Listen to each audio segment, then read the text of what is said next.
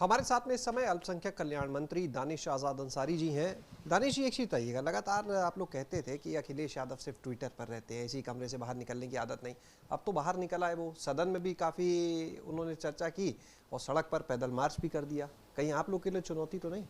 देखिए, यही तो विचित्र बात है, जब उनको सदन में रहना चाहिए तो उस वक्त वो सड़क पे हैं।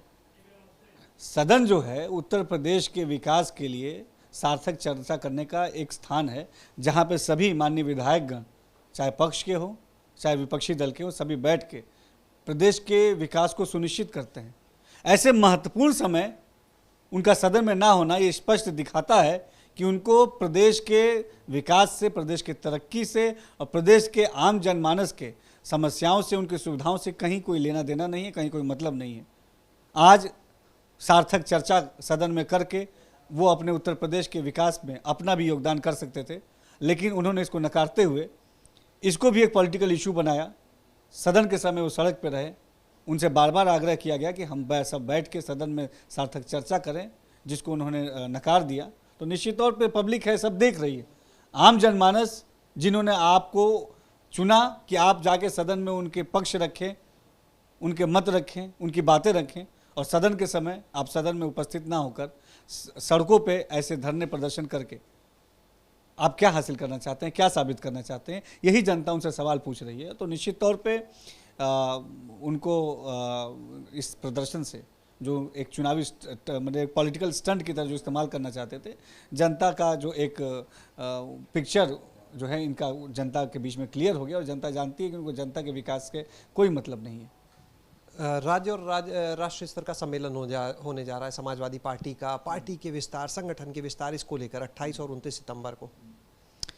देखिए, आम जनमानस ने हर चुनाव में अखिलेश जी को स्पष्ट बता दिया कि आम जनमानस की क्या राय है, फिर भी वो ये बात समझ नहीं पा रहे हैं। उनको ये समझना चाहिए कि आम जनमानस ने उन्हें नकार दिया है, और भारतीय जनता पार्टी को, आदरणीय योगी जी को उत्तर प्रदेश की कमान देकर उत्तर प्रदेश के विकास को सुनिश्चित करने का अवसर दिया है।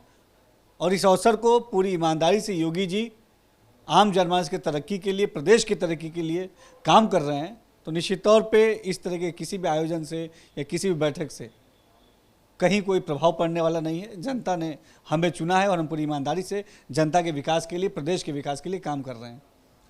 6 महीने दूसरे कार्यकाल के पूरे, और ऐसे में तमाम चीज़ें भी, आंकड़े हैं सरकार की तरफ से आ रहे हैं कि कितना कानून व्यवस्था में काम हुआ, अपराधियों के खिलाफ क्या कार्रवाई हुई, एंटी नारकोटिक्स टास्क फोर्स का जो गठन हुआ।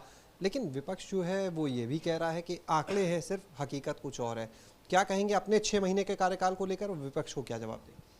बीते 6 महीनों में योगी 2.0 ने पहले दिन से ही, आप देखिए, एक्शन मोड में आते हुए काम को प्राथमिकता दी, जनता की सेवा को प्राथमिकता दी, प्रदेश के विकास को सर्वोपरि रखा।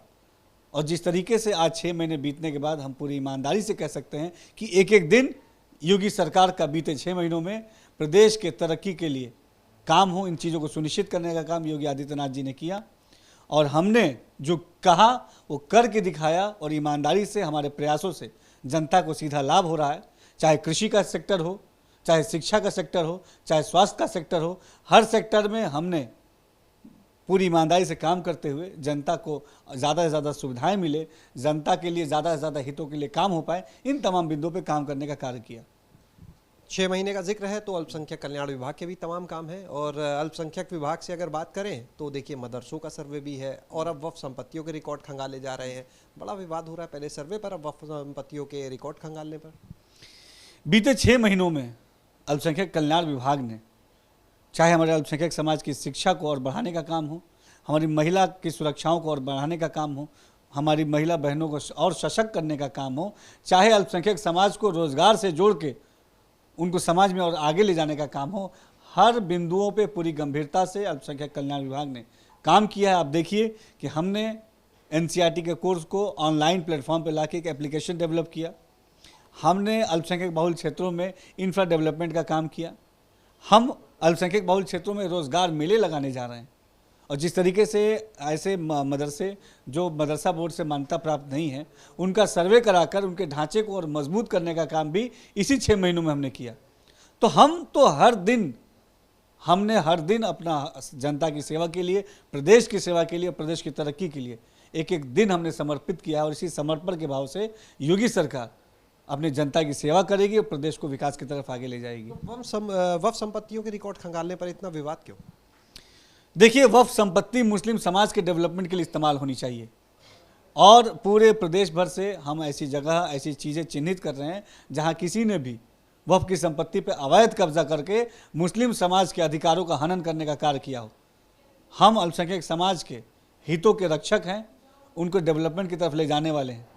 तो जो वक्फ की संपत्तियां हैं जहां अवैध कब्जे हैं, उनके अवैध कब्ज़ों को वहां से कब्जा मुक्त करके और उन अवैध कब्ज़ों पे मुस्लिम अपने समाज के लिए हॉस्पिटल्स बना के, स्कूल्स बना के वहाँ के मुस्लिम समाज को डेवलपमेंट की तरफ जोड़ने का काम ये योगी सरकार करेगी और पूरी ईमानदारी से योगी सरकार अल्पसंख्यक समाज को सशक्त बनाने की दिशा में काम कर रही है। और यही बात जो है ये विपक्ष को पसंद नहीं आ रही है। वो इसलिए नहीं आ रही है कि विपक्ष ने, चाहे समाजवादी पार्टी हो, चाहे बसपा हो, चाहे कांग्रेस हो, उन्होंने हम मुसलमानों को केवल एक वोट बैंक से अधिक कुछ नहीं समझा।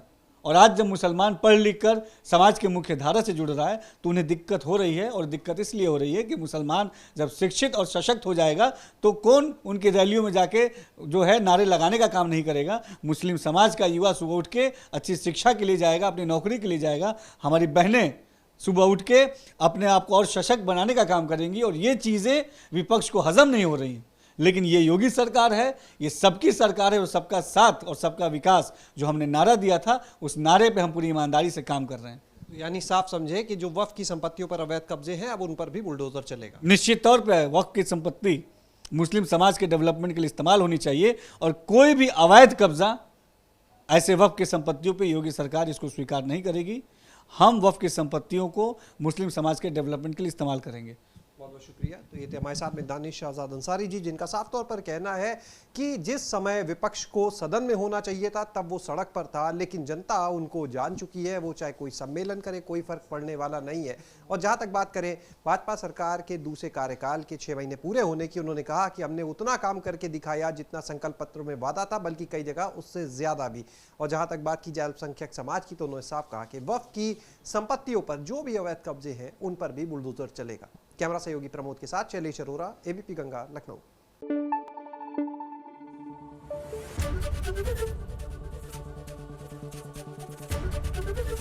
एबीपी गंगा, खबर आपकी, जुबान आपकी।